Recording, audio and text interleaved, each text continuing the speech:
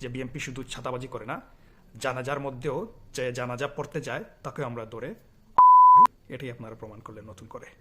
গতকালকে বেগম খালেদা জিয়ার জানাজায় একজনকে আওয়ামী লীগ সন্দেহে বিএনপির সন্ত্রাসীরা জানাজার মধ্যেই মব সৃষ্টি করে তাকে হত্যা করলো।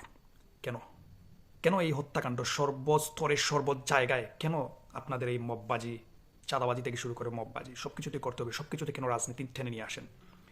আমরা যদি রাজনীতি করতাম বেগম খালেদা জিয়ার মৃত্যু নিয়ে, তাহলে তো আমরা সুপ্রিম থেকে শুরু করে গ্রাম পর্যায়ের কর্মীরা কেউ খালেদা জিয়ার মৃত্যুতে শোক বার্তা প্রকাশ করতাম না।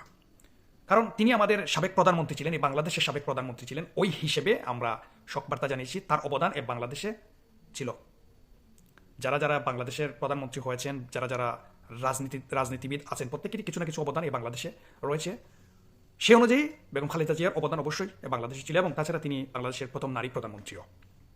তো আমরা সমবেদনা, সহমর্মিতা, মানবতাবোধ আমরা দেখিয়েছি। আওয়ামী লীগ সবসময় সর্বস্থায় মানবতায় বিশ্বাস করে, যার জন্য আওয়ামী লীগ হচ্ছে একটি নিরপেক্ষ দল। আওয়ামী লীগ হচ্ছে গণতন্ত্রের দল। আওয়ামী লীগ হচ্ছে বাংলাদেশের মানুষের আপামর জনতার একটি রাজনৈতিক দল।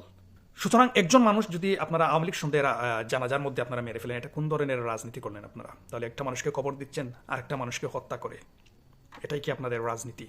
সেটা আমাকে আপনারা বলবেন, কেন এই কাজটি করলেন?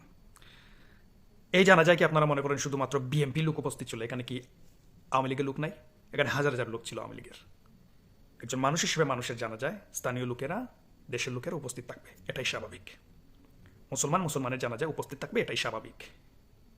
তাহলে আপনারা এই কাজটা করলে কেন? এই মানুষটাকে হত্যা করলেন, তার তো পরিবার রয়েছে।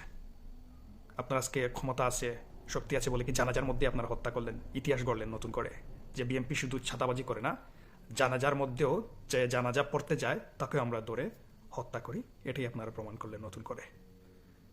ইতিহাস কিন্তু কাউকে ক্ষমা করে না, এটা মাথায় রাখবেন। ইতিহাস কাউকে ছাড় দেয় না। আপনারা যে বর্বরতা করেছেন বা করছেন, সেটা ইতিহাসে লিপিবদ্ধ থাকে এবং থাকবে।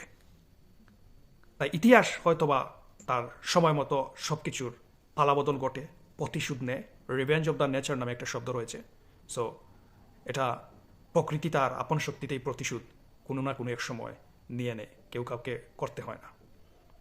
এরকম বর্বরতম রাজনীতি দিয়ে আপনারা গণতন্ত্র কায়েম কখনোই করতে পারবেন না। গণতন্ত্র সবার জন্য, গণতন্ত্র বাংলাদেশের মানুষের সর্বস্তরের মানুষকে নিয়ে, সেটা হচ্ছে গণতন্ত্র।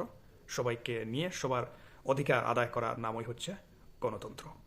সামান্য জানাজার মধ্যে যেখানে আওয়ামী লীগ সন্দেহে আপনারা মেরে ফেললেন, সে আসলে আদৌ কি আওয়ামী লীগ করে কিনা? দলনাম আওয়ামী লীগ করে, কেন আপনাদেরকে হত্যা করতে হবে? এটা কোন ধরনের রাজনীতি আপনারা কায়েম করছেন?